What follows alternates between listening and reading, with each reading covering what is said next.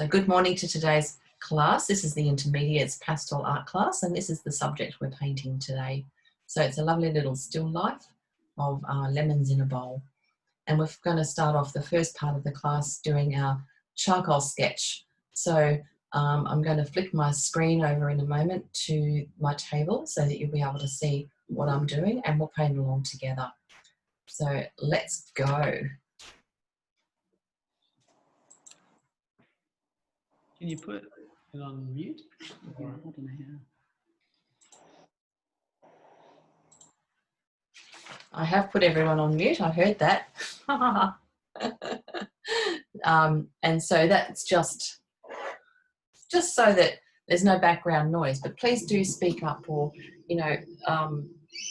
say something. If you have any questions or comments, please do.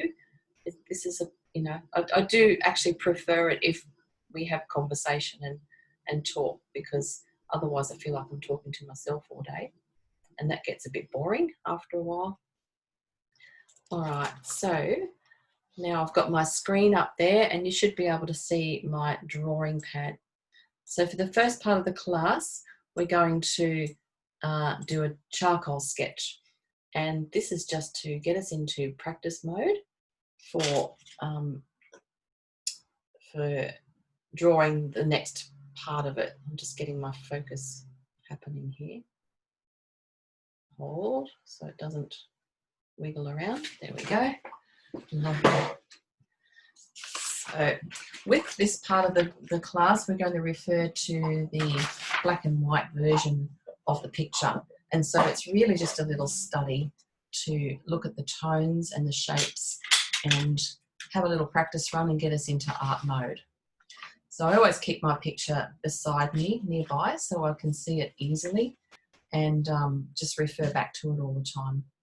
On the big colour version on your notes there, you'll see I've put grid lines. And so the grid lines are there to help us do the drawing. And you're welcome to pop that on for this section as well. And it just really helps to figure out where things sit within our picture. So to do that, I'm just going to draw up roughly the shape of our picture, which is about that size. Now you can do it smaller if you want to, or larger, whatever you prefer. I find it easier to work larger when I'm doing pastels or charcoal even. So it's probably a little bit too square. I might make it slightly wider. And this is where the kneadable eraser comes in handy. You can just take things off. And then we just want to quickly rule up the page into halves or quarters or whatever you need to do. I'm just doing it very roughly at this stage. I like to kind of be a little bit freer for this first part of the class. It just really does help you to loosen up and relax a little bit. And so I don't get too caught up in measuring and getting everything perfectly precise. And I will do that for the next version, but for this part, I feel, just doing it freehand like this is enough, because it's really just a loose sketch to get familiar. So using the grid, if you've got your grid drawn up like this now, we can kind of figure out where things sit within the page. So what I'm looking at is the top right side of the little bowl that the lemons are sitting in, and how that sort of starts across here on the little corner of this grid. And then it comes around and all the way across almost to the very edge of the other side. So it's quite wide when you think about it. I'm always surprised at sizes of things, because when I first look at them, I think, oh yes, it's not very big, doesn't take up much space, doesn't dominate. And then when you go to draw it, it's interesting how things can be quite a lot bigger than you think, or smaller sometimes. And so that's basically the little dark blue rim of the bowl that I've drawn on there. And now I'm going to look at the side or the shape of the bowl on the left-hand side there and trace that down, or not trace, but draw that down in line with where it sits within the grid. And so we've got this lovely little arc on the left-hand side coming down. And in behind that, we've got this fabric that it's sitting on or being draped around. And behind the fabric there, it's quite dark, isn't it? So I'm just going to block that in with some charcoal and darken it off to create some shadow. The background is also dark. If you feel like filling all of that in, you can too. But at this point, I'm not going to bother with the background because I just want to really focus on all the other elements within this picture. So I've got that in there. And then we've got this fabric that kind of runs across the base of the bowl. And you can see the shape of that comes all the way across and it tapers right off on the far right bottom corner. So that's the fabric that's sitting here in the front. And it's got a few little folds and shadows in it. And I think that's going to be quite delightful to do later on with some colour and tone. Yum, yum. So that sort of sits across the front like that with our little creases and things. And then I'm going to come back up to the other side of the bowl now and just get the side of the shape of that one in. Again, looking at the distance of your marks, you know, in relation to those grid lines. Now, I just find grid lines are the best way to draw something. I just get so much information and it really does help to get everything in the right spot. So I've got the side of my little bowl in there in relation to my grid lines. I can see the bottom of the bowl where it meets up with the fabric at the base there. Comes across probably about a third inside that grid mark here. And then there's a little shadow underneath it. So it's technically it's a bit wider than that, but because it's in shadow, you can't really see all of it as it comes away from you into the distance. And then off behind that, see there's a little fold of fabric in there as well. And I'm just now going to look at the other shape of the fabric that comes up from on the top right behind the lemon there. So what I want to do is just draw the mound or the mountainous shape that's going down through there and see it crosses over this grid mark here into the little corner of that one and then comes around. And then we've got that lovely front area that comes down through here and then across in front of the bowl of the fabric or cloth. Looks like a tea towel or something. Coming across through there. So I'm just noticing now all the kind of shades and tones within that. So you can see where the fabric's sort of coming forward and closer to the light on the edge there. It's much lighter, and then as it folds away, we get this darker tone coming through there. And then inside, of course, it's darker. And that's how we're going to get the brightness of the lemon to pop against the back of the fabric here and the brightness of the bowl. So I'm just darkening that off a little bit with my short piece of charcoal. We've also got a bit of stitching down the side there, which is a nice little detail you can add in afterwards. And there's also a table or something underneath the little bit of cloth that's been kind of folding up down here on the bottom right corner. So all these lovely textures, that's what I really like about this particular one. It's got some beautiful textures in there. We've got the, you know, the roughness of the fabric, that kind of linen feel. And then the bowl is super smooth. So that's one of those old style ceramic, I think, bowls. Remember them from when we were kids? And then the lemons, of course, have their own texture as well. They've got those little bumps on them. So there's lots of different textures in here that we can have a bit of a play with, which is fun. So let's draw in our lemon shapes now. And again, in relation to where the grid marks sit. Okay, there we go, lovely. So that one comes down. They've all got this funny little knobby end on them, haven't they? Which makes them distinctly lemons. And the back one, probably should have done the other one first, but never mind. Just going to put some lines in here. And again, noticing where they fit within the grid lines so that everything's in proportion then and in perspective. So you kind of might want to make it a bit wider or fatter because that's what you feel it should be. But if you always check against your grids, that's when you'll get it right. The grid doesn't lie. It's all right there in front of us in black and white and colour.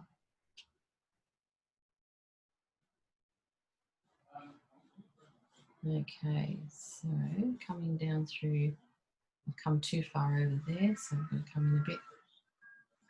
And again, keeping that lemon within the grid line. So there are our basic shapes that we're going to be drawing in today and focusing on. And now we'll just spend a short amount of time doing a little bit of shading, because what I really want to do is get stuck into the colour one so that we can try and get as much done as we can today. So I'm going to darken off. I've got a short stumpy bit of charcoal. I find that's a lot easier sometimes, just to lie it down on the paper and kind of push it around rather than use the end of it, which means I get a harder line. So it's the same deal with pastels, isn't it? Depending on which direction you move them around in as to what kind of mark you're going to get. So I'm just going to mark in a little bit of the shadow on the bowl. Not very much, but there's a little bit there. That just tells us it's got a nice little shine on it. And then noticing the direction of light. So that's very important. If you feel like rubbing out your grid, once you've got your drawing in, sometimes it's best to rub the grid out so that it's not distracting you from all the other bits and pieces. So just as long as you make sure your drawing's right, and then you can remove that and give yourself some space. So yes, what I was saying, direction of light. So that's always a really important factor, isn't it? Is to figure out where's the light coming from. And to work that out, you just need to look at where the shadows are. So I can tell that the light's coming from the top right, because, or possibly behind our right shoulder would be a better way of putting it. So it's coming from your right shoulder. And the reason I can say that is because there's light on that side of the lemons. So where you can imagine light would be coming from. And also that's the right-hand side of the bowl is a lot lighter than the left-hand side. So as the bowl's turning away from us and curving back into the background, where the light is not shining so bright, it gets slightly darker. And you can also tell that on the fabric as well, you know, where the light's bouncing off from. There's some really lovely light, bright areas there with some shadow and bits and bobs. So essentially, we just want to be looking at the lemons now and shading in on the darker side of those. So you can see the darker side of each lemon is on its left. So that means that the right side is going to have more light. And then we've got those little glowing white areas of light that shine where the light's actually hitting it. So knowing that really helps you get, you know, all your tones in the right spot, and that will help then to, you know, bring your picture together and give you some, I was going to say clarity, I don't know why, not clarity, form and shape. There we go. So just smushing that around there. You can see, and as you look at this, you can see the colours reflecting off each other. So, for instance, I was trying to figure out before what colours I'd use in this fabric where it's got the shadows and it's, you know, a little darker. I can't work out what colour that is, but I think it looks like something like a mauve with perhaps some gold or yellow through it.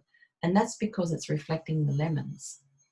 So everything reflects everything around it. So if you are looking for, you know, unusual colours like that, you can't quite call it red or brown or whatever. Obviously, we're going to have to mix some things together to try and create that, that interesting little tone.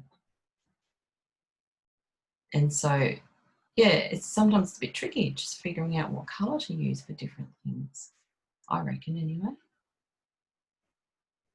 Sometimes that's why it's easier just to do things in charcoal, because you don't have to decide those things then. It's just either black, white, or somewhere in between, which is in itself is its own little challenge, isn't it? Finding all the lights and the darks and communicating those successfully just with one charcoal stick, basically, and a bit of white for fun. So I can see just, you know, I said earlier, there's a slight little shadow on the bottom left of the bowl as it kind of has the cloth sitting in front of it. So that's casting a soft shadow over there. And then it gets darker as it goes off to the right. And you can also see there's some reflection of the cloth in there too. So within that darker side of the bowl, you can see there's a couple of white or light marks, you know, where it's catching the colour of the cloth or whatever else is there that we can't see. And so we can kind of lighten that up a little bit as well, just to try and get the feeling of that reflection in there. So I don't want to spend too much longer on this part. It was just a little exercise to, as I said, get familiar with it, learn the shapes and the posture and study the tones really. Because what we need to do next is when you're choosing your colours to do this, is to make sure you, you choose enough colours that represent the different tones. So I'll talk about that next. So this could potentially be, you know, quite a lovely little sketch, and don't ever, you know, dismiss charcoal. Charcoal's a beautiful, beautiful medium to work in. And I have recently just started doing a bit of charcoal work, and I'm really loving it. And it's challenging because you've got to, as I said, find all the tones just with the one stick or one colour, basically, with your blacks. But it's just amazing what you can actually create and what you can bring to life just with black and white. So don't ever dismiss it. And if you're feeling like you're really loving, you know, doing a painting or a drawing with charcoal, then have a go at it, because it is really very rewarding. Lovely, lovely. So yeah, that could potentially be quite a nice little sketch. And don't forget all the little dotty bits on the lemons too. They have little black dots here and there. And a couple of wrinkles and lines and things. Lovely. All right, so let's now think about what colours we're going to do this with. And what I've got is, I did go and choose some colours earlier, just based on this picture. So what I do is I have my pastels lying there, and then I hover the picture over it and try to find things that I can see in there, or wonder what I could, you know, mix together to make something. So today I'm going to work on a dark blue paper, and we're going to leave this top background area unpainted. So if you have a dark paper, even a black would be amazing, or an aubergine or something like that that's got a fairly dark tone, because what you want is for the lemons to be able to pop out and, you know, be bright on the dark. If you don't have dark paper, then you might want to fill it in with pastel and, you know, colour it with something darker. There's always that option too. Or you could do a watercolour wash with a darker colour underneath if you have a light coloured paper. So lots of options, but for today I thought we'll just use the dark paper and then not have to worry about filling in all that background. So the colours I've picked, and if you want to go ahead and choose yours as I yak on about this, I've tried to keep them in order from light to dark. So what I've picked up, this is a dark blue, and I'm going to use that around the rim of my bowl, because that's about as close as I can get to that colour. If you've got a pencil, a dark blue pencil, you might find that could be easier because it's such a narrow area that we need to fill in. So I'm going to use that for there. Dark blue is often very hard, so you might find it's really quite hard and doesn't stick to the paper as nicely as some other colours. For some reason, that pigment just seems to be a bit harder. Then I've got my blue violet, of course. So that's the beautiful one I'm going to use in my shadows. That'll be you know, up inside the cloth here, down between the lemons, inside the bowl, and in a few of those spots. Blue violet's lovely because it's got that violet base, so it's a little bit warmer than black or grey. It makes for lovely shadows. I picked up this other purple too, which is like a lighter version of blue violet. And I thought that might be handy in around the lemons, you know, just where they're a little bit darker, just for a bit of shadow. So just so I've got some variation in the range of shadow, and perhaps a little bit of that in the bowl too. So it's a kind of a more muted purple. It's quite an interesting colour, that one. I don't know what it's called though. None of mine have names on them anymore. I picked up a red. Red, I know there's not much red in this, but if we pop a bit of red in amongst the lemons, then it's going to make them slightly warmer. This is actually fun, putting some colour onto the charcoal now. So a little bit of red in there will warm them up a little bit, and possibly then we can pop a bit of that into the fabric shadows as well. It's quite nice. So that's an orange kind of red.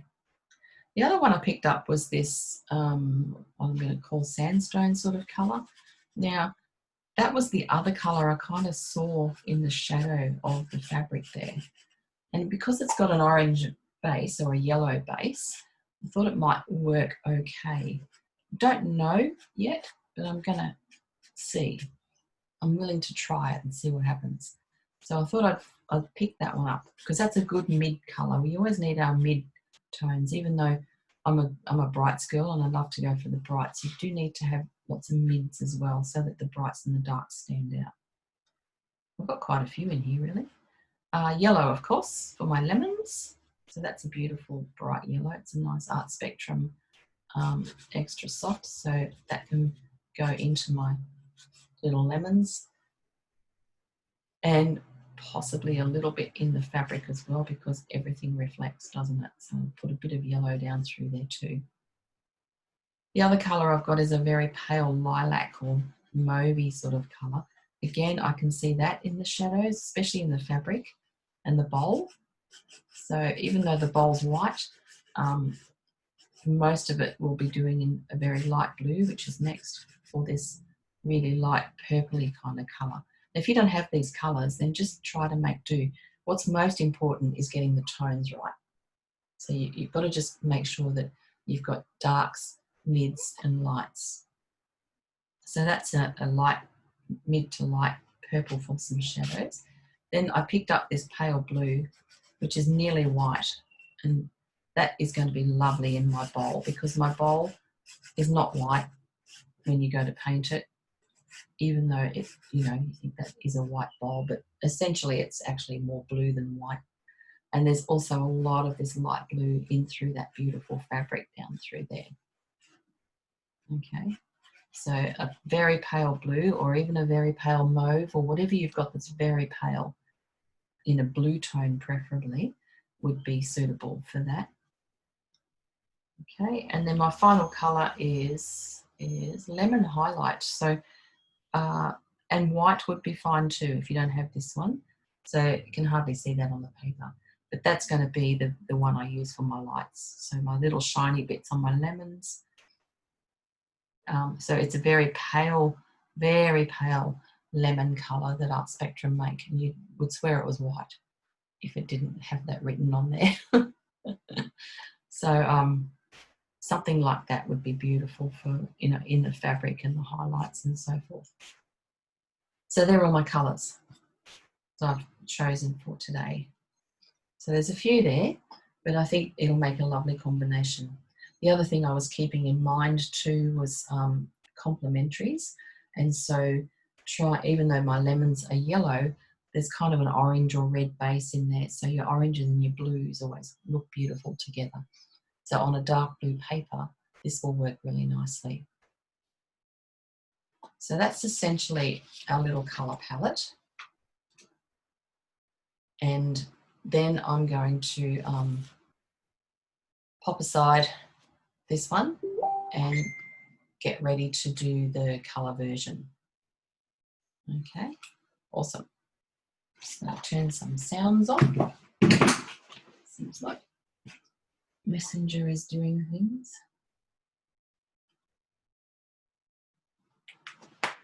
So here's my dark blue paper, and I've got that taped down already onto my little board. So I like working on a board because I can kind of stick my paper down, and I've only taped it down in the corners because I'm working flat, so it doesn't need to be supported. It's not going to slide off or anything. And that just means I don't have to hold on to it. That makes it a little bit easier for me. And that's my sheet of paper. So what I'm going to do next is I've got my colours here beside me. And what I'm going to do next is do the grid again. So make sure you've got your reference photo nearby. I've got my reference photo on my iPad screen, and I've also got it printed out. So I've got a couple of options where I can, on the screen, I can zoom in and get a nice close look. So because I'm on dark paper, I'm actually going to rule this up with a lighter coloured pencil. I'll do it in white just so you can see it clearly on the screen.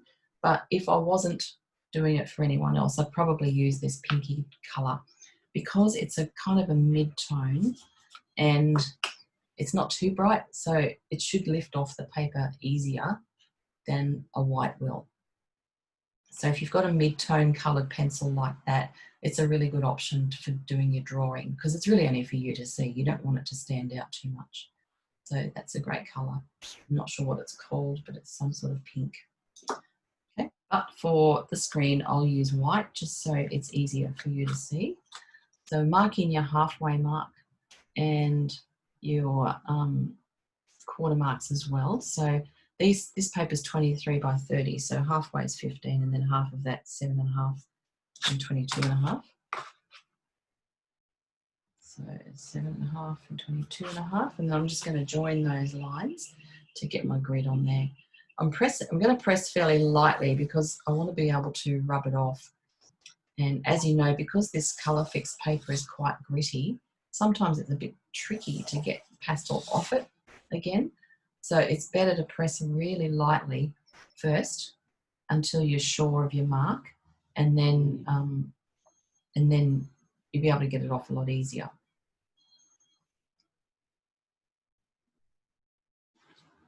Just trying to remember my numbers. So 23 is 11.5.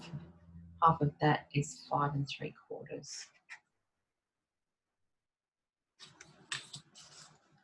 And then ruling up the other way. You might prefer less of a grid if you're, if you've got a better eye and you find it easy to draw, then maybe you just want the 2 halfway lines.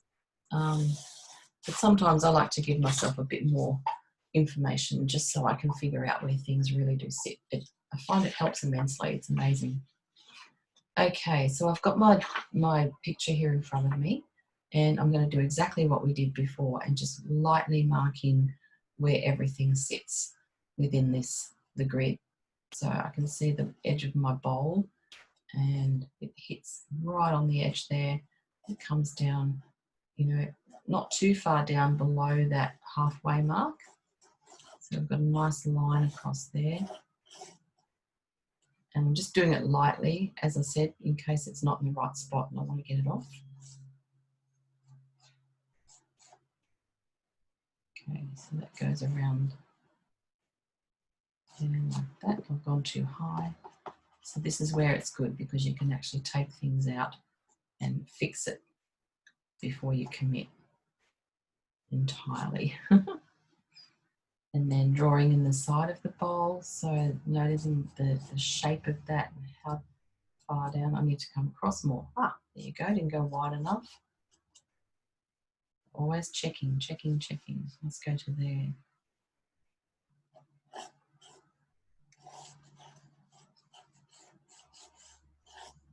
Like that.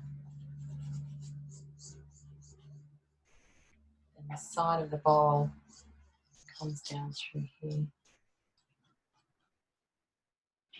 And then about halfway down inside this bottom grid is where the fabric starts to kind of sit in front of the bowl, doesn't it?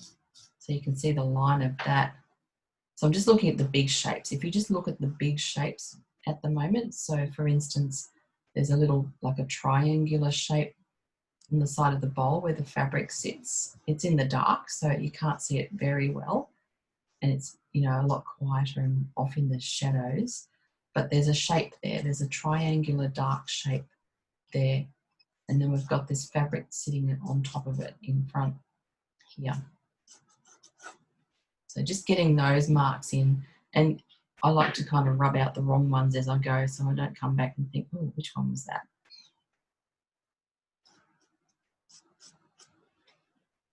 And then bringing the shape across so that that fabric edge here coming across and then tapering off down into that right hand corner. So that's the basic shape for that. I feel like my bowl's too wide, but according to the grid it's not, so we'll carry on. Okay, so I'm going to bring the side of the other side of the bowl down and crossing over the grid line, and then it comes down in here. So when it crosses this grid line here, it's about 1/3 of the way across that line.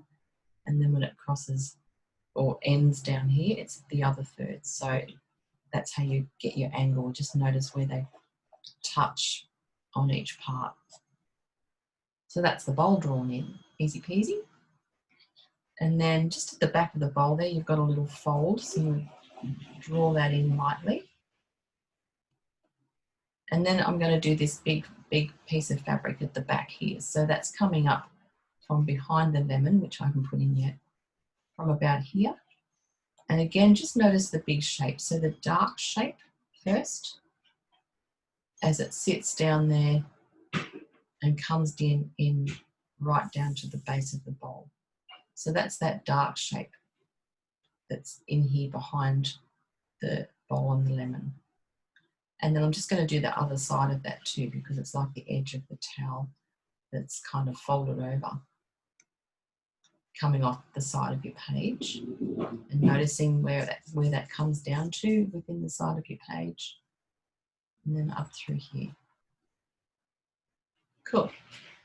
And then across the bottom here, so we can see some table surface through there, and there's a little lift of fabric just on the right side. So again, that's got some really nice little wrinkles and creases and things in it. I hope we get time to do that today, otherwise you'll have to do some homework.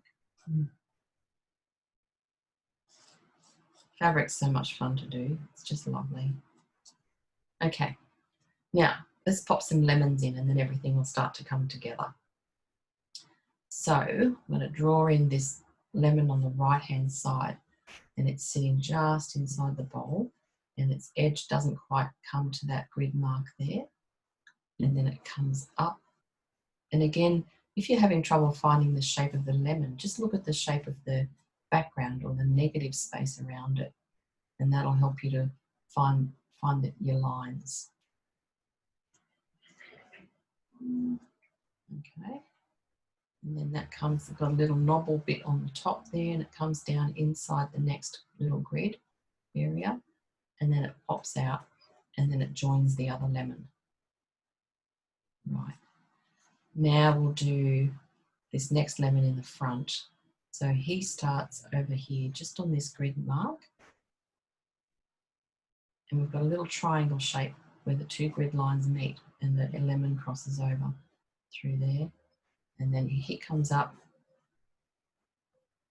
and we've got this kind of rounded, bobbly end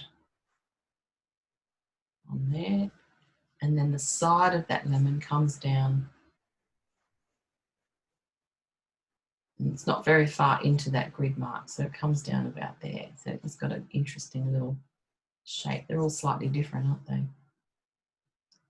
And then we've got the one at the back there. So he starts, the side of him on the left starts at the knob, top of the knob of this front one. And again, noticing the shapes. So the line of the lemon and where it comes to within the grid line. And so he fills up nearly all of this grid area. It's got a little blob on the end. Doesn't quite get over to that line there, I went too far. And then the rest of it sort of wanders down behind this other one. You can't really see much because it's all in sort of shadow through there. So that's about where those lemons sit within the bowl. So that's basically our base drawing. It's pretty much all we really need to do as far as the pencils go now. And next we can start to block in some of the tones and shades. But the first thing I want to do, make sure you've got your drawing in the right place. So just kind of run around the edges, you know, with your eye and check where everything sits in relation to the grid line. Is it, you know, this far out from there and how high up and all those things. And just make sure everything's in the right spot and that you've got it all lined up, because we're going to take the grid lines out so that then we won't have any funny little marks anywhere. Okay, so I'm just quickly running my eye around it, double checking all my shapes, making sure that everything's sorry, where it's meant to be. I'll make that a little bit wider there. Down inside the bowl. How deep is the bowl? So make sure that the depth of the bowl, you know, the rim, the back of the rim, and then around the front, it's not really that deep. You feel like you want to make it deeper, but it's not that deep. It's quite shallow. And that'll all depend on the angle that you're looking at it from. Okay, I'm quite content with where everything sits within there. So I'm going to get my kneadable eraser now. The main lines I want to take out are the ones that are going to be in the background. So because I'm not colouring the background or filling that up, I want to make sure I get those off there and not sort of stain it too much. Sometimes if rubbing doesn't remove it, you might need to dab. So sometimes you've got to kind of dab it, because this paper is textured. So imagine it's all these little crumbs of sand, and the pigment or the pastel dust kind of gets stuck down in between all the grains of sand. So sometimes dabbing is a better option if it won't rub off, and it kind of then forces the kneadable eraser down in between the sand bits and helps to pick them up. That's how I imagine it anyway. So by rubbing out all the grids in the background, just gives me a nice clean place to start. Not too concerned about the grid line within the picture, because I know I'm going to fill all that up anyway with pastels. So, you know, if it's bothering you, take it out. Or if you've made it a hard mark and you're worried it might be showing through or something, just maybe lightly run over it so it's, you know, still sort of there, but not quite. Because sometimes when we, you know, especially once you start to put colour down, you might lose the edge of something and think, oh gosh, where did that go? And if you don't have the grid mark in there, it's harder to find it. And I think I've said before, you know, when you do put your grids in, if you kind of mark the outside of your paper, which I didn't do today, but if you put little marks around the outside so that you can still find them later on. And sometimes that's really helpful too, just to have those little pointers there, because you can actually, you know, if you can't remember how far out this lemon came in relation to that grid mark, you know, on the picture, should be inside it. And you can kind of just hover your ruler over and think, oh, okay, yeah, should be in a bit more if we've gone out. So it's always good to give yourself little clues like that. It's really helpful. All right, so let's get cracking. Let's get started. First thing I want to do is block in some of the darker areas. So by that I mean the shadows on the cloth and in the back of the bowl, so the inside of the bowl where the lemons sit. And I'm going to use this mid-purple colour that I had before, just because it's not too dark and it's not too light. And then if I need to go darker, I can. So you've probably figured out by now that I'm a bit of a hesitant artist, and I'll go kind of carefully first until I'm sure, and then I know if I want to add more dark, I can. If I want to make it lighter, I can. So I like to give myself some options. So in here, inside the bowl, I just put this mid-purple. So as I said, I'm not sure what it's called, as in the name of it, but it's just it's not too dark. It's kind of a browny purple colour. Okay, and then down in the, what I'm looking for are the dark areas, and you can find those if you look at your black and white picture. So if you're looking for all the dark bits, and that doesn't include the background, because we're leaving that as it is, then just sort of hunt around your picture and look for all those shadows. And as I'm going, I'm putting a few little creases in this fabric here too, because I know that even if I come over with a lighter colour later on, that purple is going to be a lovely base for some of those shadows in there.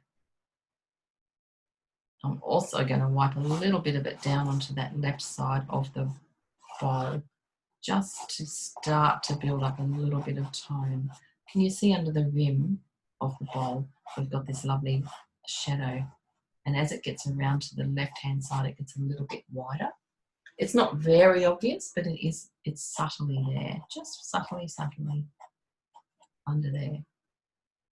And then we've got this lovely little bit of shadow on the bottom right of the bowl too, so that's the shadow from the cloth that's sitting in front of it. So hopefully you can see this okay on the coloured paper. It's sometimes a bit hard to see, you know, mids on mid coloured paper and dark and so forth. So again, I'm just wandering around the cloth and marking in my shadows, and then coming into this little bit over here where the cloth, you can see the table.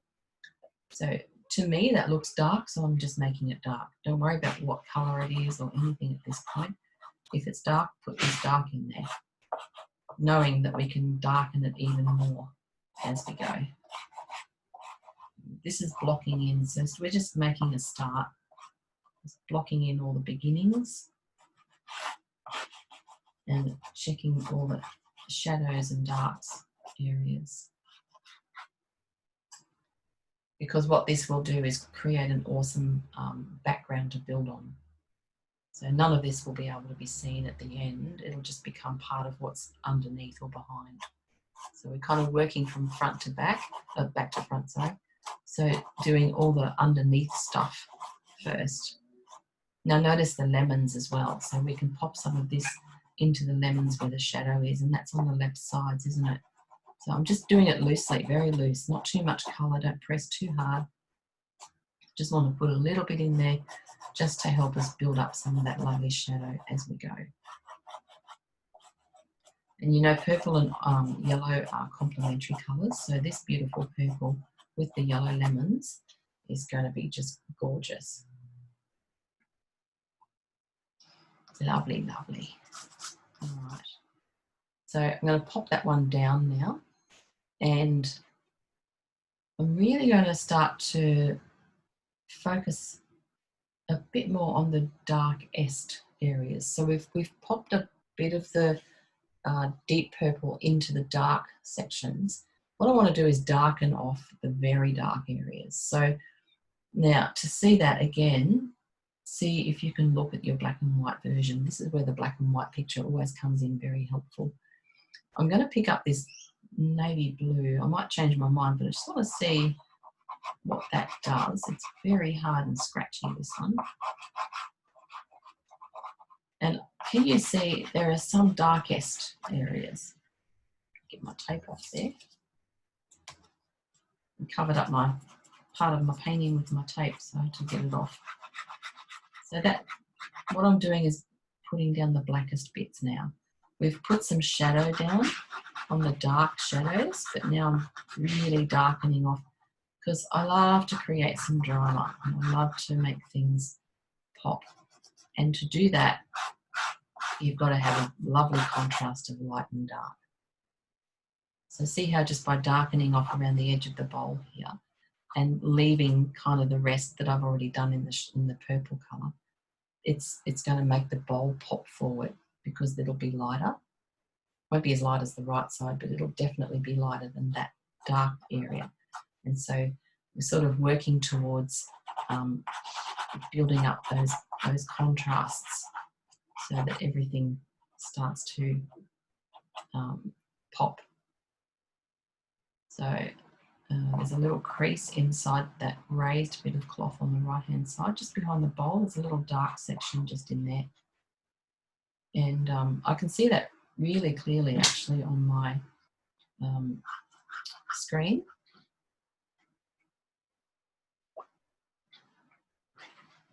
So yeah, if I look at the screen, it's much more defined and I can see it much sharper.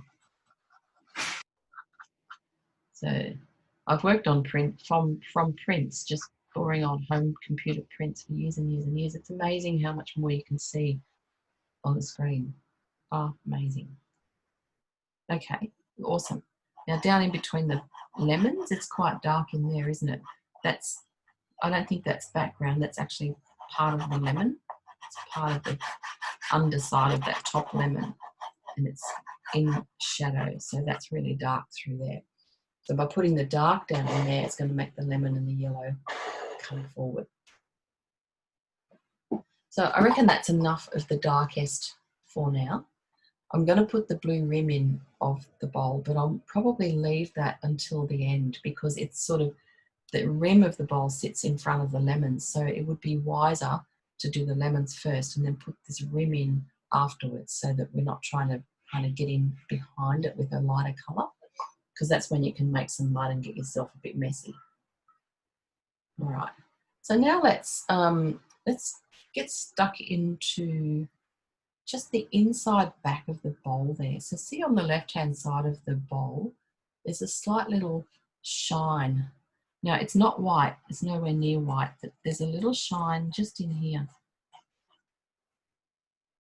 And it's the inside of the back of that bowl. So because we've put a bit of dark down there already, I've picked up this pale lilac colour. Now I don't know if that's the right colour or not, but I'll give it a try and see. And I'm just going to gently push that in through there so that it kind of gives me a little bit of light just in there. And you can see it's actually lighter right on the edge here. So obviously that bit must be catching the light that's coming from the other side. And all the rest is a bit quieter or duller. I might just push that in a little bit with my fingers because I've got some dark underneath it now. So by having the dark there first and then popping a bit of the violet over it, it kind of, I can mute it down quite a lot and still have a light touch to it, but not too bright, if you know what I mean. And so, yeah, just looking at the edge of that, it's in shadow around there behind the back there. It's the top of the bowl as it goes away from us. And then as we come around to the left, around the corner, basically, it gets a bit lighter. Just through there. And then when we put our blue rim in, that's going to come up here in front of there. I'll just pop a little bit of it inside, get an idea of how that's going to look. Terrible pastel. I'll have to go find something else that's going to work for me.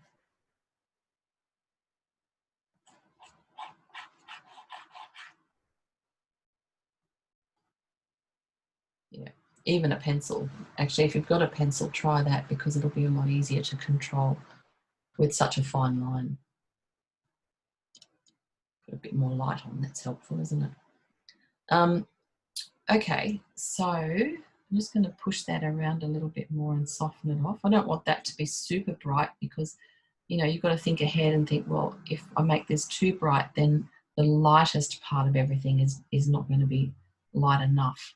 So, you know, try to kind of quieten things down if they're off in the background, but you've still got to give them, you know, enough information to make sense so that we can see that that's the top of the bowl and it's bending away from us. Just going to try and use a little blender because I can't get my fingers into there.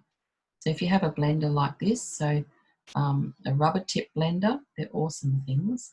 They feel a lot like finger texture, so you can get the same sort of blending effects as you can with your fingers, but they'll just get into the tighter spots where it's a little bit too hard to get into. So I'm going to leave that as it is. I think that'll work out in the end.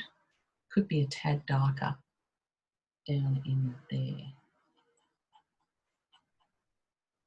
Okay, good. And then on the other side, so see the other side of the bowl over here? And it's kind of the same deal. We've got a little bit of light, just a tiny bit of light.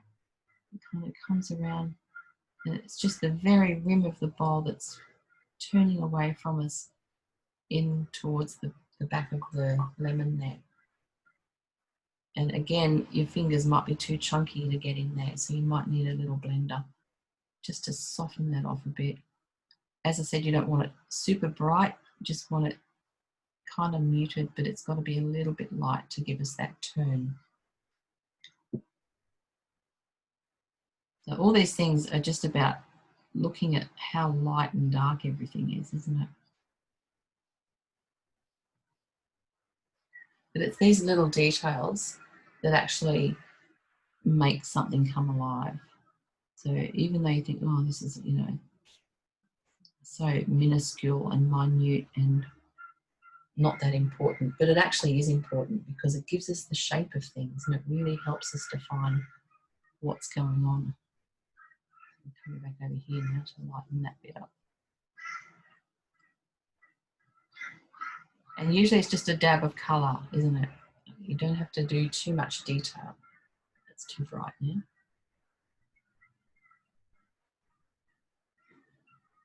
And you can always come back and clean it up afterwards. It is a bit harder to get into something once you've, you know, if you put things in front, but it's not impossible. So let's now focus on what's next. I guess we need to look at some of this cloth that's coming down around behind the bowl, because if we do that first and then build forward, that'll make a lot more sense. So let's just focus. I've got this pale lilac colour again. I'm going to use that for my lighter parts of the fabric. And then if we need to go lighter again, we will, then, you know, I can go brighter. But first off, I just want to very softly mark in some of the lighter sections of this. So down through this side here. So we've got the dark down in there. Maybe it needs a little bit more dark in there first. So I'm just going to add a bit of this blue violet, my favourite dark. I'm going to darken that off a little bit more, just because it's going to give me some drama and I can then build on it. So a little bit of that and push it in gently, gently with the other purpley colour that I already had there. So that's creating a really nice shadow colour. It's hard sometimes to figure out what colour things are. So you've just got to use what you got. Okay, now I've got this beautiful edge of this fabric. So you see, as I use my purple, very light purpley pink colour to come down around the edge of the fabric here. And against that dark that we've just put in, got this lovely, crisp, clean, shiny edge. And that's what we want. We want to be able to have that beautiful, you know, light against dark. So now I'm just going to wipe my pastel around and fill in this lighter side. And as you do that, just kind of pull it in the direction that you can see those folds coming in, because that's going to help to get some of those little creases and wrinkles and things into the fabric. And I know that if I want to make it more blue, maybe, I probably will, or more white or something else, I can go over it. So I always start off fairly lightly with light marks and just gently blend, blend, blend.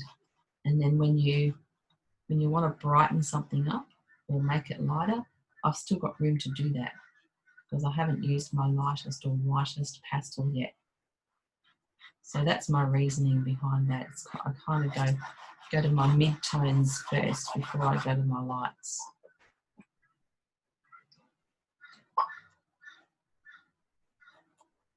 So then it's just a matter of looking at the tones and the blends, and I can see at the back, just at the top right, top here, where the fabric folds around, if you can see inside that, it's like a little hem on the edge of the cloth, and it's slightly lighter inside there.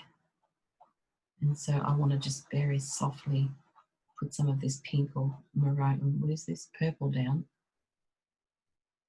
to indicate that, because then that little seam or stitch runs down on the outside down here, doesn't it? And I'm just going to mark that in now with a harder line so you know where I'm talking about. So down through there.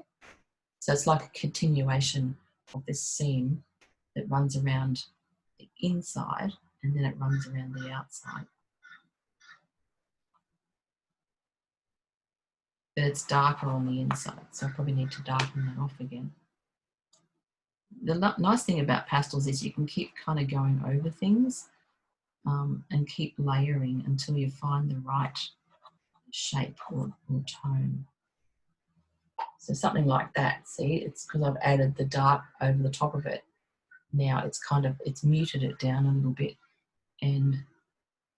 but it's still lighter than the rest of it inside here because it's a little seam. And I reckon there's a slight, just a very slight shadow just under that where the seam is on the inside.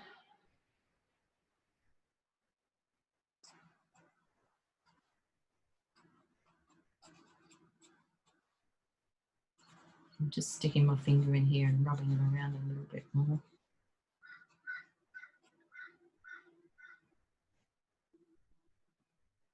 If you lose the side of your bowl that we did a little bit earlier, you might need to get back in there and just redo that softly, softly too. Probably should have done the fabric first because that's behind. Okay, so now I've got all that kind of on there. What I want to do is I want to push some of this in because to me it's kind of got this lovely smooth feeling. So if I push some of it in and kind of, as you do that, because we've got a couple of colours down on here now, you can actually pull it in the direction that the fabric's kind of falling. And because there's a range of pigment and possibly even some of your paper still showing through, hopefully it'll start to get a lovely feel of folding.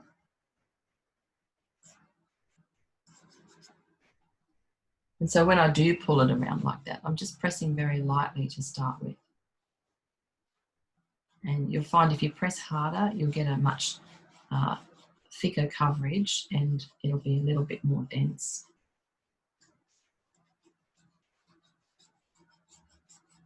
And know you can always come back in and darken it off or lighten it up. It's looking very pink to me. So what I'm going to do is pick up my very pale blue. So that's this light blue. I feel like I want to go and get another blue now. I'm going to use this as my white on my light. So see how much lighter that is compared to the pinky purple one. And that's what's important, is making sure you've got that lovely range of tones. So it looks white. It may well not be, it may well be as bright as white by the time I find a white to use. I've got that yellow there.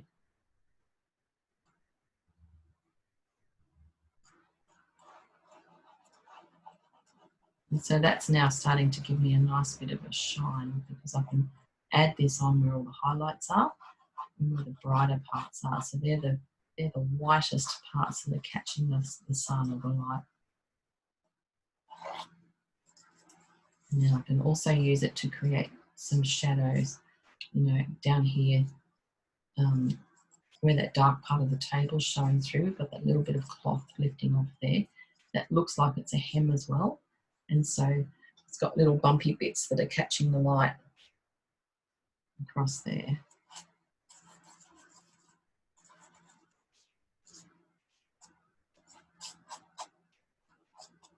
So just by kind of lightly wiping this around, and then I know I can always push it in. If it's too bright, or if I want to soften it off or mute it down a little bit, I can just push that in softly, softly. And hopefully it'll start to resemble fabric.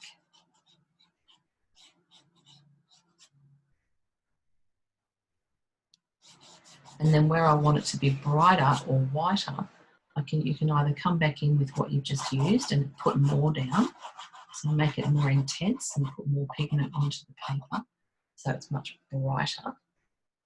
That's nice. Or you can, let's try this pale yellow one. I don't know how that'll go actually. Let's see. That'll warm it up because it's got yellow in it.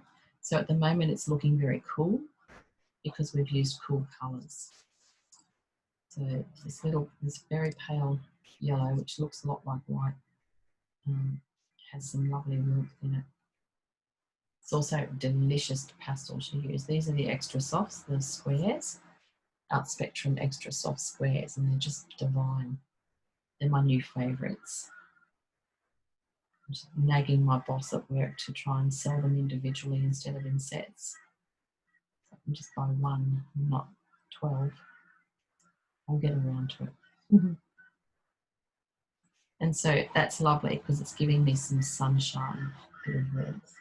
Can you see the difference there between this one and the pale blue underneath it? The blue's a lot cooler.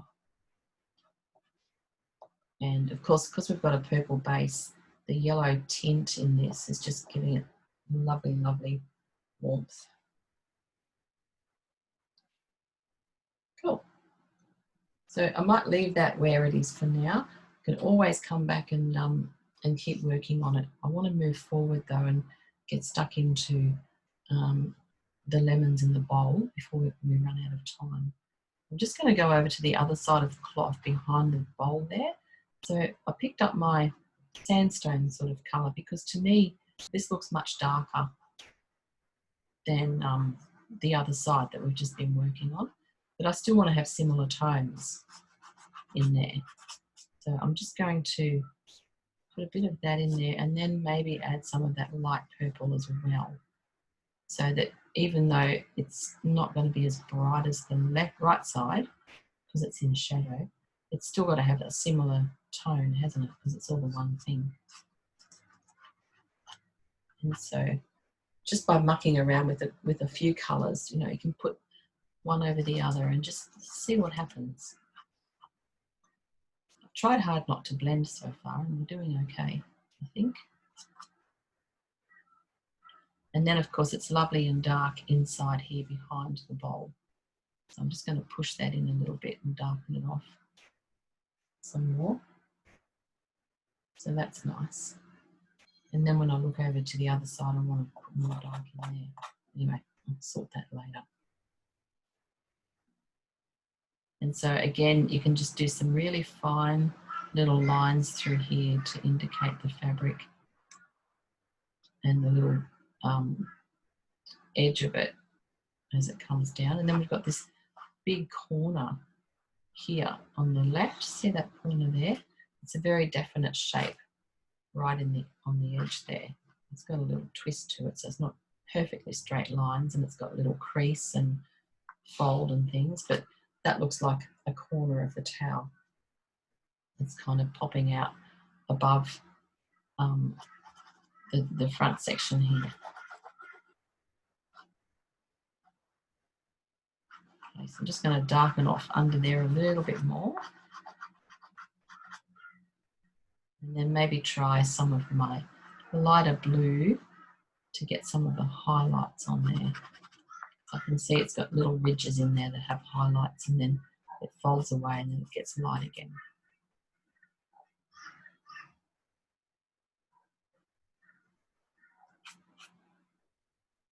Lovely.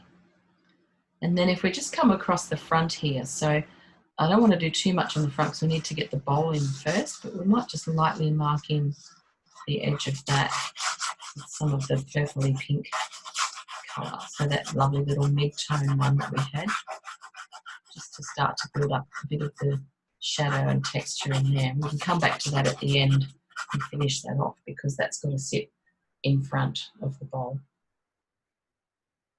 So I think we're getting there. It still needs a fair bit of work, but we've got the bones down on there, so that's good.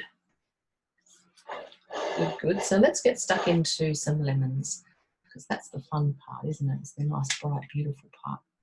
So you've got to look at the lemons and figure out what order they sit in and which ones behind and which one's in front and so forth. Once we mark these in lightly, we'll have a 10-minute break, so then that will give you an opportunity to either catch up or have a little rest, whatever you need to do before we carry on. So let's just lightly mark in the lemons, and we'll do them all, but logically we should start with the back one. I'm going to use my bright yellow, and I've already got some dark blue down on there and some purple. So you'll notice as you run your yellow over those colours, it'll pick up those colours and kind of carry them through to the rest of the picture or wherever you put it. So just be aware of that. Be aware that your pastels pick up colours from each other, and when you put it down again, it'll still be there. So you might want to clean it off if you want pure yellow in some spots and not others. So just give your pastel a little wipe if you want to give it a clean and get off whatever's underneath. See how that one's picked up a lot of that purple colour that I'd already put down.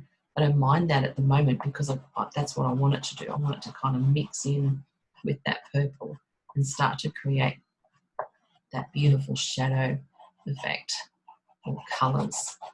And then as I kind of come out into the edge of the lemon where it's brighter, then I've got less purple on there because I've kind of left it behind.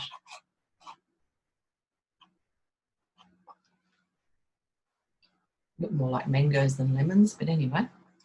And then we'll do this last one. So I've got pure colour now, and I want that to be on this edge here. So don't get too attached to this yet. We've still got a bit of work to do to refine everything and get them nice and crisp. And then as I move my pastel over onto the other side where I already put down some of that shadow purple, it's starting to pick up that colour, which is nice. So they're blocked in now, very roughly. I like to do it very loosely to start with, and then, build up as we go. So what we'll do is when we come back from a break, we'll work on this back one first and start to kind of pull that around like this. See how that's starting to pick up the beautiful shadow colours underneath? Lovely, lovely. And it'll take on some form, and then we can add more pastel over the top and build up that texture. So you can see actually the back of this one is in much darker shadow because it's wandering away, so that'll need a bit more dark on it. But we'll come back and do that shortly. So it's currently 10:42, so we'll come back at 10:52. So 10:52 in 10 minutes. Lovely. See you soon. Let me know if you've got questions.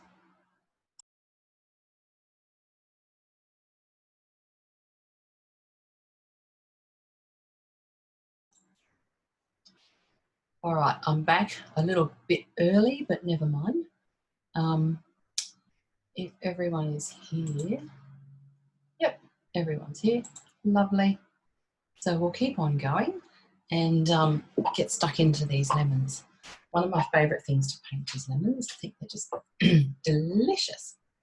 I just sat down and thought, oh, there's green in there. So isn't that funny? I didn't pick up any green, but I do have some of my blue here, so I might just smush a bit of blue. Remember I said on the back one there's quite a lot of shadow.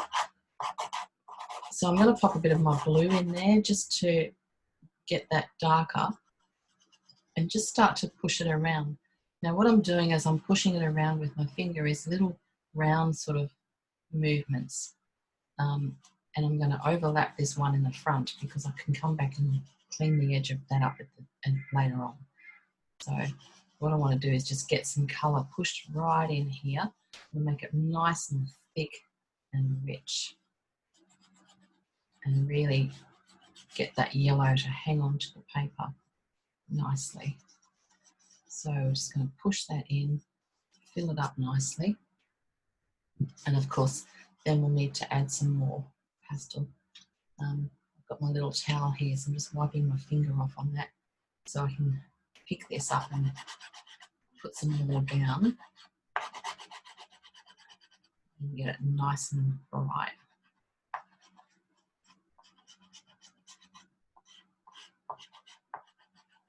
So I'm just wiping the pastel over what I've currently got there.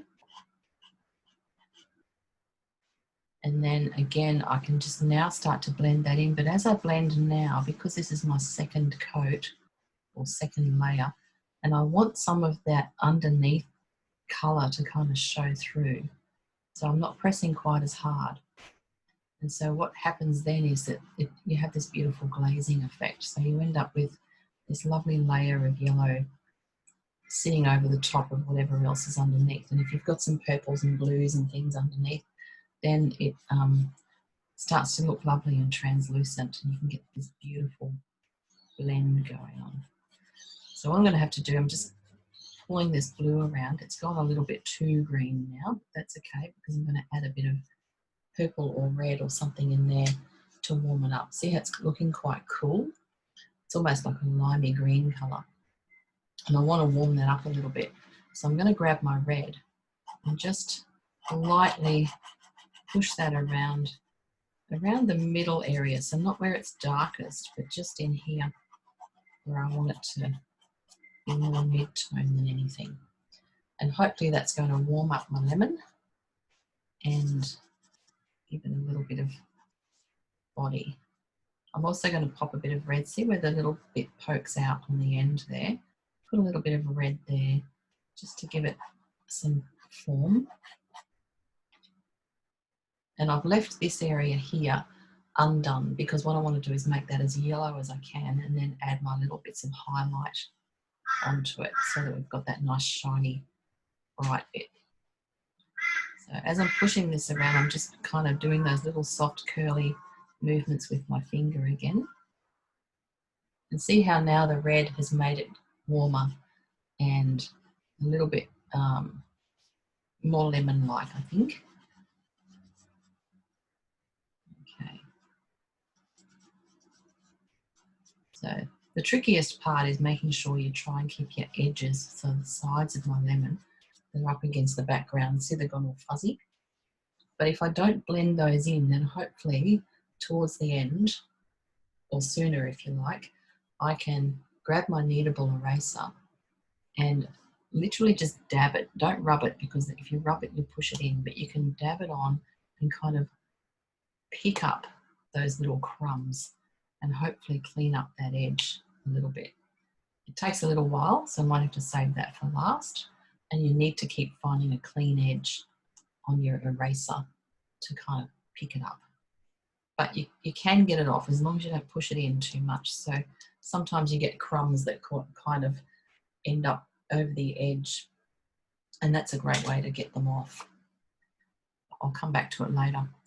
At the moment, though, I want to get some more yellow in here. This is where it's really yellow.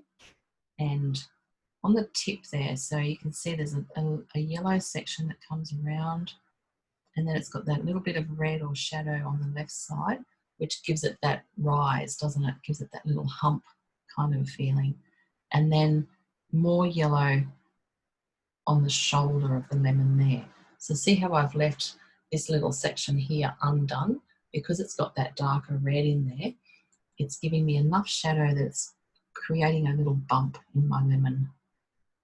And so I want to leave that as it is and then just put my brightest yellow where I want it to be super yellow. And so as we do this now, you can actually just kind of rub the pastel over the paper, and because the lemon has this beautiful texture which kind of matches the feeling of the paper, we don't need to blend this in anymore. So see, as we come forward and build up the layers and stop blending, then you start to get the texture of the lemon because it's got all those little dots and interesting skin on it.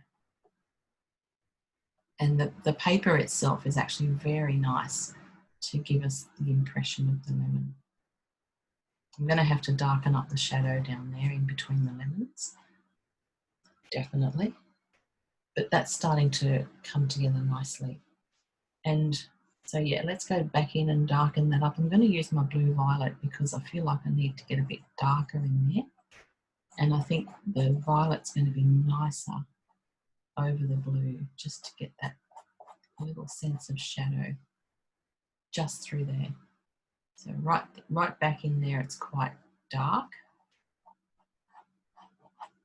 See that little shape of the dark? You can see on the lemon next to it, it's also got a little bubble or knob, and then we've got a dark line down through there. So it tells us the shape of that little knob, and then it comes down in between those lemons.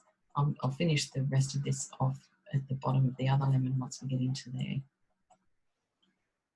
See how it's doing that. So it's kind of curling away from us and creating this lovely little shadow. With the blue violet, don't go too crazy with it. It's a very strong colour. So you just want to go gently, gently, and just go really hard where you want it to be super dark and strong.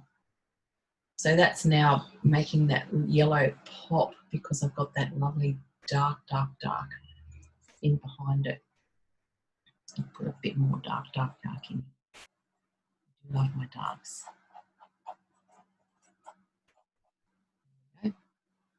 So that's nice. And then I can just dab the edges of that so that it kind of merges up into this lemon on the base. So you don't want a hard line between the shadow and the dark there. You want to kind of soften that off so it's gradual on that top lemon that we've just been working on. And now if you want to, or you can save it for last, or you can pop your light on now. I like to pop. Let's put a bit on now just so we can be happy about it. So I've got my white. If you haven't got a very light lemon highlight, this is called. If you haven't got that, just grab a white, and we're just going to do some little dots where the light's shining. So just notice where they are, and you literally just dab the pastel on, push it down, and then lift it up. Try not to blend and mush it in too much, because if you do that, it loses its vibrancy. And that's a nice little shine on that guy. Lovely, lovely. So let's move on to the next one. First, hang on, we've got to put his little dot in there. It's got a little dot just there. I'm going to use my mid-purple dot about there. Still looking a bit like a pear or something, but never mind. Maybe I need more yellow in here.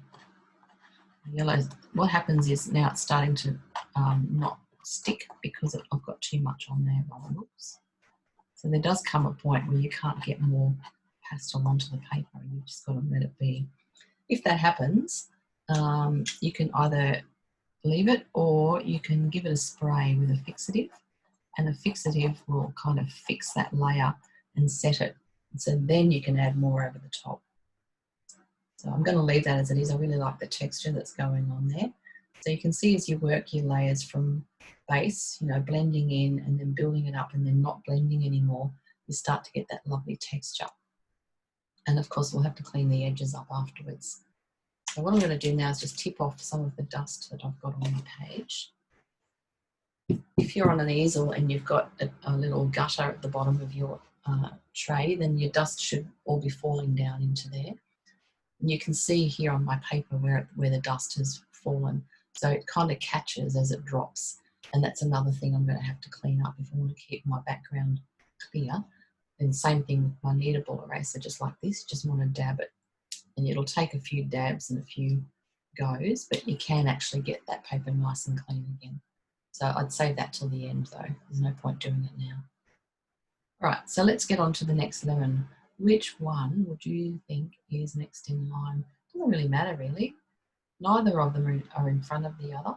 We're both in front of the back one. So we might go down into this bottom one here in the front, and let's start building that one up. So we've got some yellow on there already.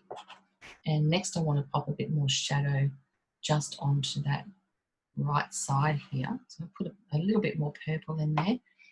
This is where you want to try and remember what the heck you did on the last one, because they've got to be similar. And I remember I had a bit of blue in there. I'm going to pop a bit of blue because it went a bit green. This is my darkest blue, so I'm going to put a bit of that here, not too much. And then some red. Remember we had red in there, so that made it lovely and warm. And I'm going to pop a bit of red over on the right-hand side as well, because on the right side, in the middle there, it's a little redder than it is on the top of the lemon or the front where it's catching the light. Okay, so I've got those colours down. So now I'm going to blend them in. So I want to make this kind of smooth, push the pigment into the paper so it holds on and we get a nice thick coverage. Make sure you overlap your bowl, the edge of your bowl a little bit, because you don't want to have a gap between the lemon and the bowl later on. So when we come and do the bowl, we can go over that edge there and make it nice and sharp. Okay, so I've got that pushed in there. Now I'm going to add some yellow and get a bit more yellow onto here.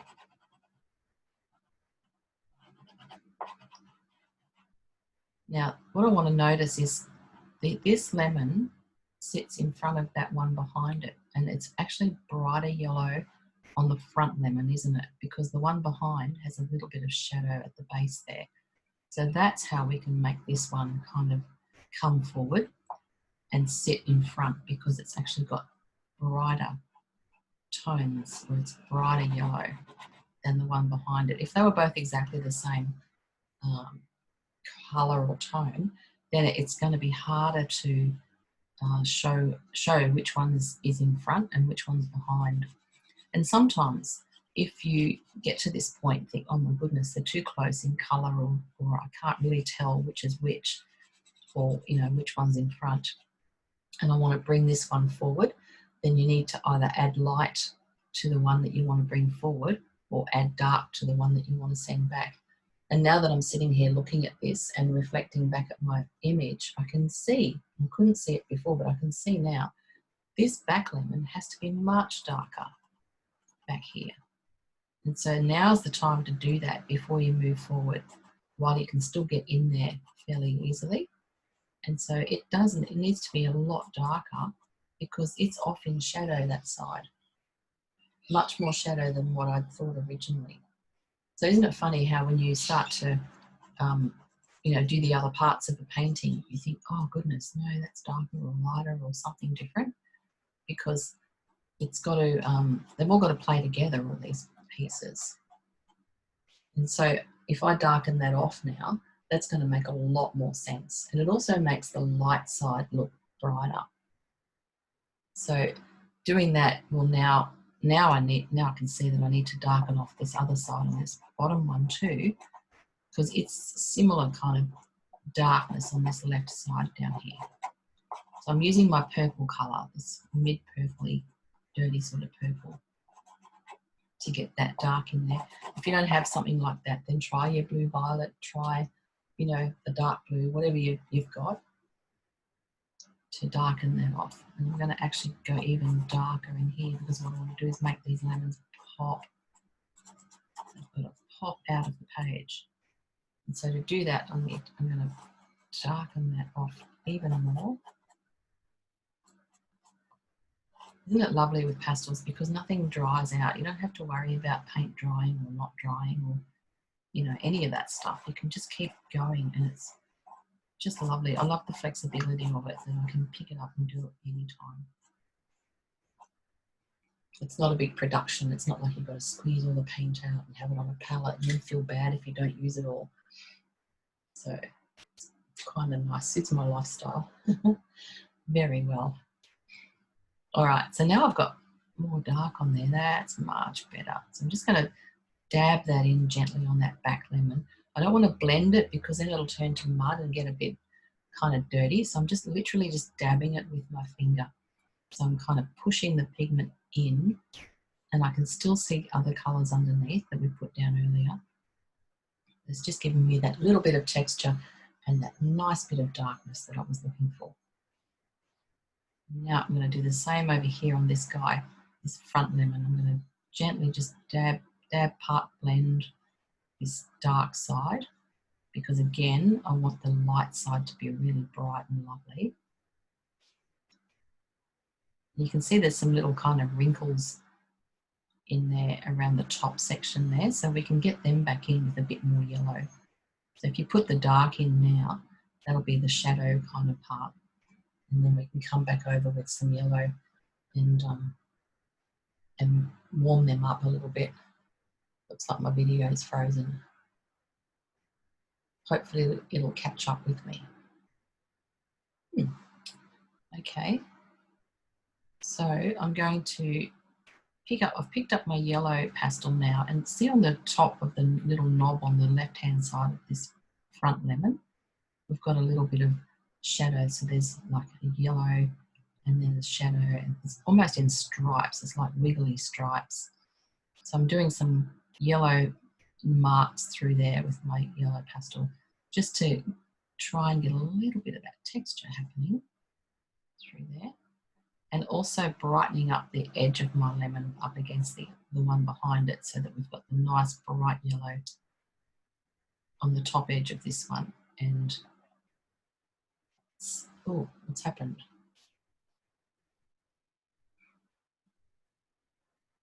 Okay, so somehow my screen is gone. I'm going to try this again now. Screen share. Just see if I can get that to work again.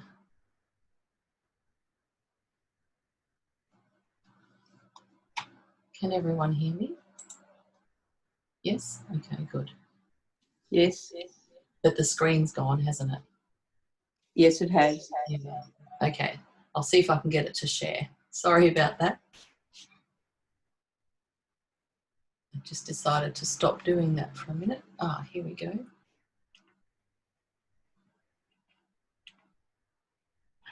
There. I'm going to ask you if you can see that now. Just nod if you can. Wonderful. Lovely. Thanks, ladies. Much appreciated. Don't know what happened then, but anyway, technology. We've been really lucky, actually, in reality, with the Zoom classes. And we very rarely have issues, which is wonderful. So blessed to bits and beyond about that, I reckon. All right, so I was just doing those little yellow wrinkly bits up here, see in the top bit there, to get some of that texture and the bumpiness of the lemon going on. And then I'm just going to dab them in lightly because I don't want it to be super obvious or too strong. But hopefully that will just give me a nice little bit of variation in the texture. I've got a lot of crumbs on here and a big fat fingerprint. Okay, so slowly just pushing this around lightly. Then I'm going to come over again with my yellow and pop that down in the brightest yellow part. Okie dokie, there we go. So that's starting to look more like a strange shaped mango, but never mind. All right, so now I've pushed a little bit of that in. I am going to tip off some dust. There's just some dust doesn't want to get pushed in, it just wants to go. So tip that off and make sure it's out of the way. It can get really annoying, just keep pushing it around on the paper. Okay, so I'm going to add some yellow. I'm going to press fairly hard with this now because I want it to sort of sit on the top and be that bold, bright yellow that I'm looking for in here. So that's giving me lovely, lovely texture on there. And see, because I've got the dark shadow on the left-hand side, it's starting to look like it's rounding around now. And got some nice form, which is lovely. That's what we want. That's why we need shadows and lights, to give us the form, make things turn and move and feel solid.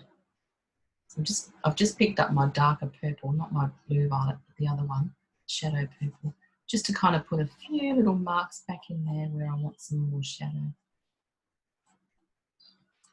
And then just for fun, we can add our little highlights too, because that always makes me feel better anyway. So the highlights on this one are right on the edge of the dish, aren't they, down here? And again, I'm just going to dot my white down on there like that. And that'll be the little highlight on that guy. Just put a little bit of this up here and then softly push it in just on the tip there. I just wanted to highlight this little bit, tiny bit more. So remember, you can always, mix colours. If you don't have a pale yellow, you might feel like you want to put a lighter yellow somewhere. You can always, you know, use white or a light tone and mix it on the paper. That's the fun part about doing this, is just being able, excuse me, mix it on the paper. Okay, so that's 2 down, 1 to go. And again, I'll have to clean up around the edges of that one just to sharpen them up a little bit. The alternative is, of course, I could fill in the background later on. I could literally run around all of this with a blue or whatever colour and fill it all up. But we'll worry about that afterwards. So now I'm going to just put a bit more yellow down on this final lemon. It's a funny little shape, this one. It's like it's got two knobs on him. And I'm going to try my best to leave that dark there in the middle. And there's a dark area between the 2 front lemons down between those that I want to put in as well. So I'll do that after. So just rubbing around. Oh, need to refocus.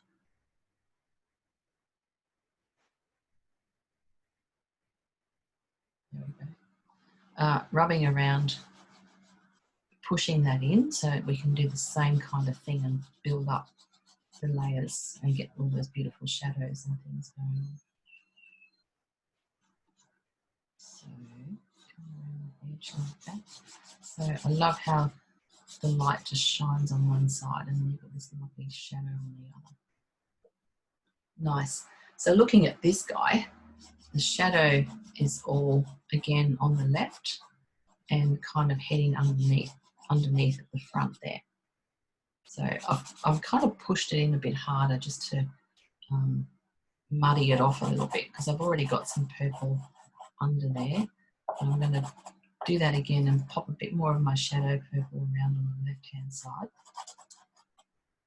And we've also got that little bump over there on the top right, which is fun. So it's got shadow on the right side as well. Lovely, lovely. And then gently push that in.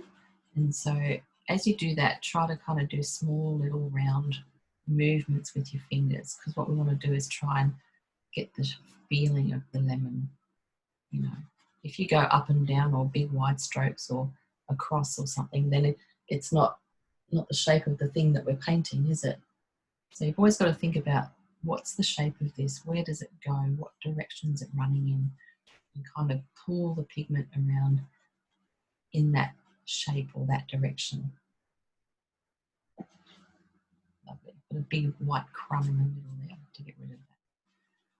So again, I'm going to pop a bit of red on here because I want to warm it up and make it feel a little bit more friendly, I guess. So I'm putting a bit of red just around on the right hand side. I can see some warmth or orange even, and then a little bit down here on the front. And because my yellowest area will be on this shoulder here where the light is, so I can pop a bit more yellow on there. And so that's my light side, isn't it? Because the light's coming from that direction. And then I can just gently, again, rubbing it around in the shape of the lemon. So I'm just doing short little wiggling movements with my finger and pressing fairly lightly, because now what I'm trying to do is get the texture to work, and the paper texture will help us do that.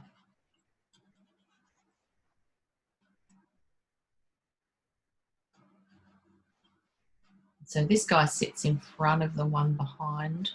So again, noticing the tones so that we can, you know, try and make it look that way. And so the tones on the front one, where it sits in front of the top one, is darker. So we've got a little bit more shadow in there because that's the lighter side of the other lemon, yeah? So always thinking about that. Tones, what's lighter, what's darker? How can I send it backwards or bring it forwards? How's that going to work? I think my shape's a bit off for this one, but never mind. All lemons are different, so that's okay. Like people, we're all a bit different. As long as you get the basics sorted, it's okay. So I've noticed most of the shadow of this one is kind of on the top left area there, and then underneath where it sits inside the bowl. It's darker down through there, or just on the left side mostly. So I'm just kind of pulling this around and then kind of hardly touching it when I just push that in really gently. So I don't think that one looks at all like a lemon. Anyway. As I said, they're all different. I'll just yellow this up again a little bit more over here.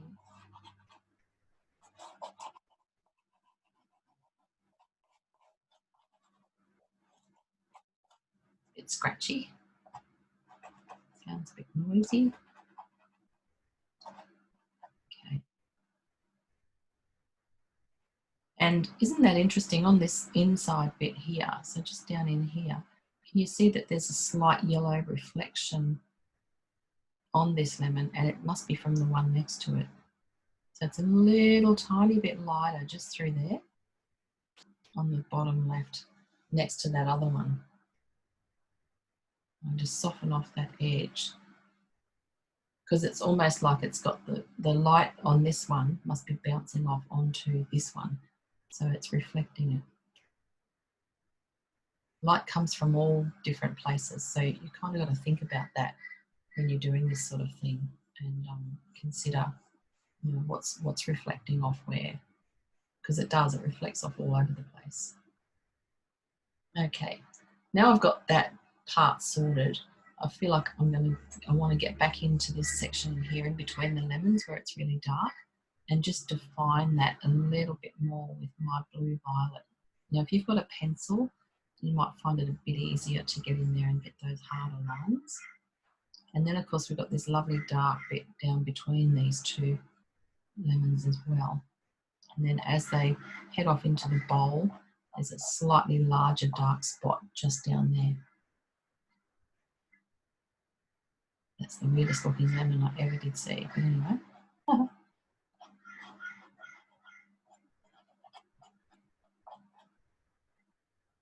And of course, if you are doing something like this and you have a weird looking lemon like this and you don't like the shape of it, you can always change it. I'm going to leave it because I think it's funny. But you could technically rearrange the shapes of these and make them look more traditionally like lemons. Okay, there we go. So I've just lightly touched that and dabbed it in because I just wanted that middle section to be nice and dark. Just creates more drama, I think. It's a very weird shaped lemon though. I think, oh, that's what I've done. I haven't put this blobby bit on there. Yeah. It kind of goes, oops.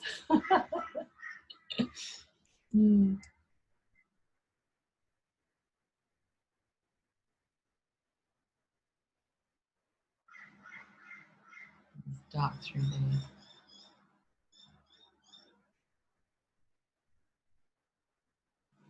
Yeah, I made my blob too big, I think, or this part's not tall enough. Something not quite right in there. But isn't this lovely? You can just kind of keep fixing it until it's right.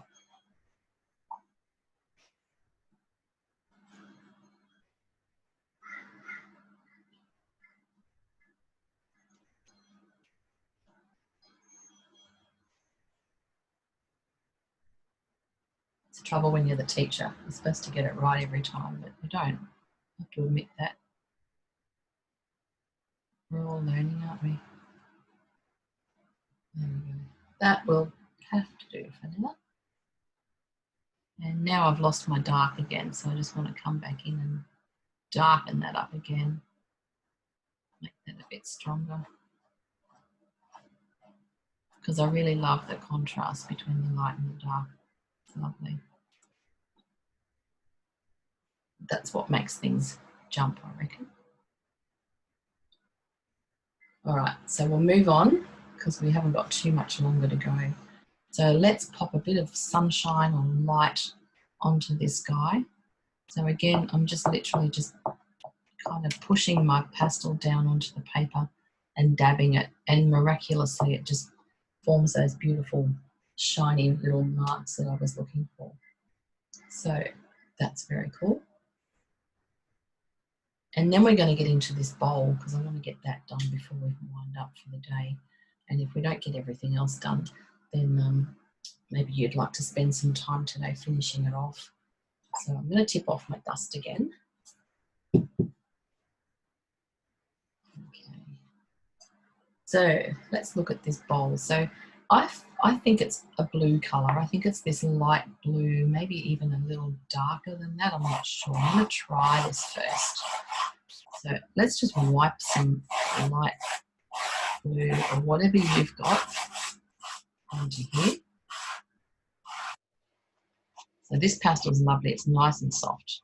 It's amazing the difference with some of them. Some are really hard and you've got to work hard to get them to stick, and others are lovely and soft and they just go down beautifully.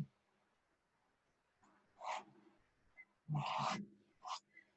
So I'm going to use that as my base and see how we go from there. What I can see though is that there's some blue and purple in the shadows on this left hand side. And don't forget, you can always exaggerate if you're painting something. Like, you know, if you want something to be a bit bolder and brighter or darker, then why not? This is your art and you can do whatever you like. And I think it looks more like a painting anyway if you don't have it too realistic. So I can see some dark or shadow where I've just put that darker blue. And I've only put it down lightly and roughly. And of course we've got to do the rim at the end and tidy all that up.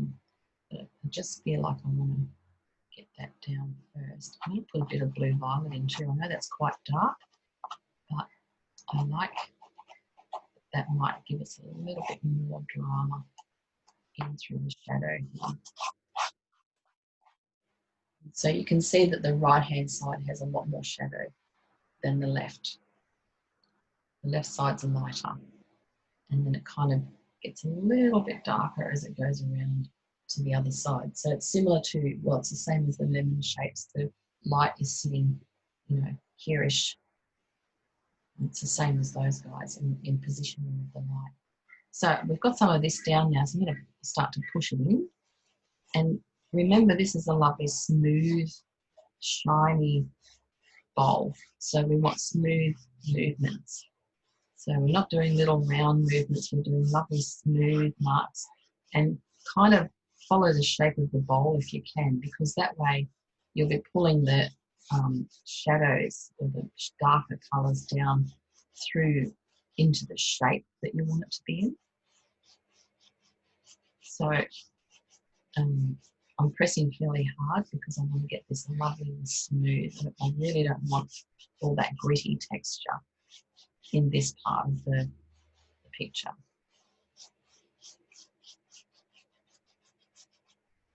So see how that's already starting to look like it's got some form now because I've been pulling it around, and as you pull that pigment around, it starts to, I don't know, it's almost magical how it just all starts to look like shadow and light. And make sure you kind of overlap that bit of fabric at the bottom there so that we don't get a gap between them. Yeah, nice. Okay, so I need to review the shape on the right there. I think it's, I'm not sure if that's correct or not. So this is when you want to get your picture and just double check everything's on the right angle, and you know, sitting in the right spot. I feel like I'm doing a little bit deeper there. And it's whitest in here, so I'm just popping some more of my very light blue in here now, because I want to lighten that part up. That's where the light's hitting, and then as it turns around the corner it gets a little darker, doesn't it? There's also some little reflective shapes down through there. I accidentally put too much in there. Something like that. I know they're not that obvious on the picture, but once we push it in, they'll soften off a little bit. So that's kind of how I want my light and dark to go. So now I'm just going to blend this through again. And again, I'm pulling it up and down because that's the direction that the bowl's kind of formed in, isn't it? It's this beautiful, smooth, shiny surface. And that's what I'm trying to kind of emulate throughout this. And also keep, you know, that little dark rim that we put down before, because that's the shadow under the rim. And so I want to keep that there. So when we pop the rim on, it's going to look like it's sitting over the top and it's got a little lip. So you can press as hard or as light as you want to, depending on, you know, the effect that you like. If you like the loose sort of pastel effect, then, you know, you don't need to blend it all in. You can just let it sit on the surface. So you've got lots of lovely options when you're working with pastels for the different kind of effects and finishes that you want to have. And my bowl looks more like a pottery bowl, and that's okay. It can be in this instance. It can be whatever you want, can't it? And that's the lovely thing. It doesn't have to be exactly the same. I'm just going to pop a bit more of my shadow back in here because I've merged a bit too much of it in. And darken off again down through there. And then at the base, just notice that the base is quite dark too on that left side. There's a fairly strong shadow just on the bottom here. And over on the left-hand side, just where that fabric's casting shadow. So I'm just putting this down lightly. I don't want to press too hard. I don't want to, you know, stain it too much, but I do want to have a little bit more shadow on that side. So now I can, again, just blend that through. And what I'm doing is I'm pulling it up and down because I feel like that's the shape that the bowl goes in. This lovely round kind of movement. Yep, definitely a pottery bowl. That's cool. Okay. So I've got a fair bit of dust sitting there. I'm going to tip that off again. Got a little towel next to me and I'll tip all my dust off onto that and I can shake it outside later. All right, so I think that might do for that part of the bowl. If you need to come back in afterwards and sharpen it up, then by all means, you know, do that. What I want to get in here now is the rim of the bowl. So I've got my dark blue pastel. As I said earlier, if you've got a pencil, you'll probably find that a lot easier. Sometimes it's hard to see over the pastel. You see where it's actually touching the paper, if you know what I mean. So to find where it's going to make a mark. And I find that a little bit tricky sometimes. But I'll have a crack at it, and if it doesn't work, there's always pencils over there somewhere that I can pick up. Just draw in that blue line, and again, you don't have to be too precise unless you want to in getting this perfect, because it is a painting and it's your painting. I do like getting things perfect, but sometimes if you're short on time, or you know, you might have to come back later on and sort it out. It's just good to get it started, isn't it? So that's my little blue rim. Could do with a bit of a tidy up.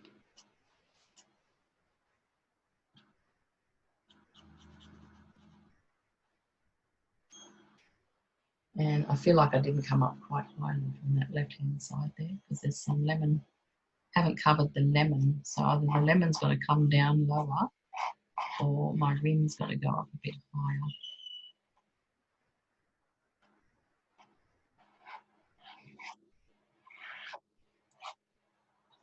So as I said, pencils would be much easier. You can see what you're doing a lot easier with a pencil. But I'm quite happy with that. I think it looks rather nice. Cool, cool. And then I'm just going to run my finger along the bottom because I still want to soften that edge off a little bit, and that will help to create just a tiny bit more shadow under that rim. Lovely. Good. Now the other thing to notice before we finish up here is the little shine on the rim. So see just here, there's a little light shine just through there. So I'm just using my light blue to pop that on. And again, that indicates where the light is. It tells us the direction of the light, and it kind of, you know, lines everything else up then because we've got light in that direction on the lemons and the bowl. And we need to do that same thing on the rim. I'm just going to see what happens if I put a bit of this very light lemon in here.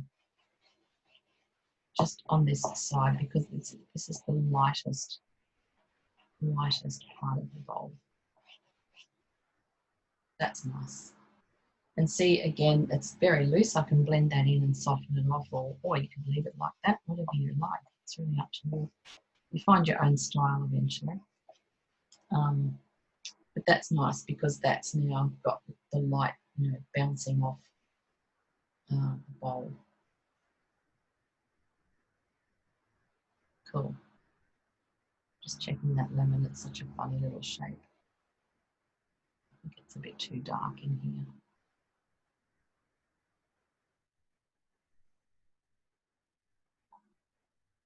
Yeah.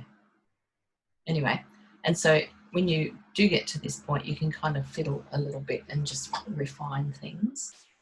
We might just jump into that fabric at the front there and get that done. And then I've only got about 5 minutes or so left. So let's just going to softly pull this through. I don't want to blend it in entirely. I just want to softly push it in. There we go. That's enough. Yeah, definitely a clay pot. All right. So let's get into the fabric down the front here. Now, what colour did I use for that? So that was this pinky colour initially. So you can see across the front, we've got this lovely fabric that's just kind of sitting there. And it's in front of the bowl. And so this pinky colour is my base for that. So I can come in and highlight the light sections, and I can darken off and put some shadow in other areas. I just want to get some colour down first to get started, and then I can push that in. And again, noticing which direction this is going in. So it looks like it's a folded piece of fabric, and we're looking at the crease, which is the top part in front of the bowl there. And so it's got some little shadows and folds and things in there, hasn't it? Light and darks. And again, that's going to be catching the light in the same direction. So I've picked up my pale blue again, and I'm just going to mark in some of those little light sections. They're almost like triangles of light. Oh no, they're not really. Some sort of are. But they're creases and they're wrinkles, and they all kind of go in the same direction. And so over in front of the bowl on the right side, it's lighter, isn't it? And because we've got the dark in there, the light fabric really stands out really nicely on that.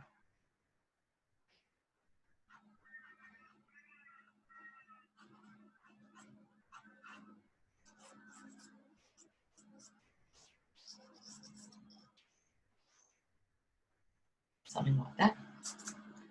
And then we can add, what can we add? I think I want to put blue in there. Actually, I might try this sandstone sort of colour that I had in the shadows up there before. See what that does. It's got an orange base, this one, so it kind of ties in with our colour scheme. But there's probably more blue in there than anything. But I haven't put much blue in the other fabric. It needs more work. So what I want to do is just try and keep it looking similar to the other, because they are basically the same piece of cloth, I believe.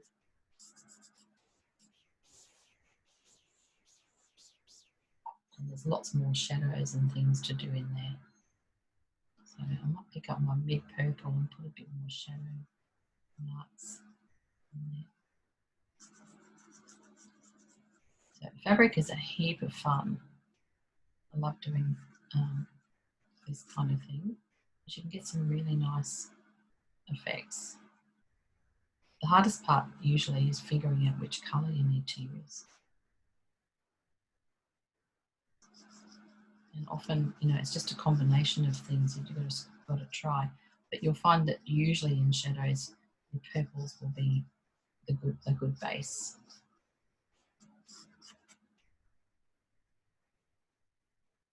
So that still needs a bit more work.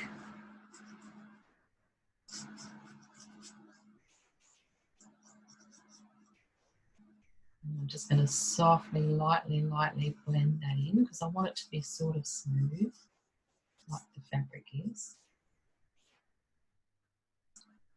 Just make it look like it's sitting up in front of that little bowl there. Lovely composition, isn't it? And I can kind of put a few little bumps and humps in the light sections. Again, you know, just back and forth really, isn't it? Back and forth, lighting and darkening.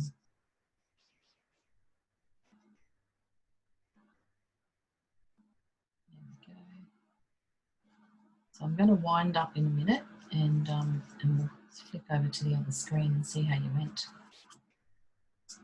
Hopefully everyone's still there.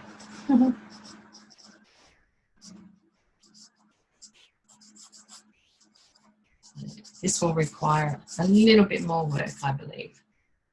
But I think we've done a pretty good job so far. And as I said, you know, you'll have to come back in later. Oh, it's frozen again.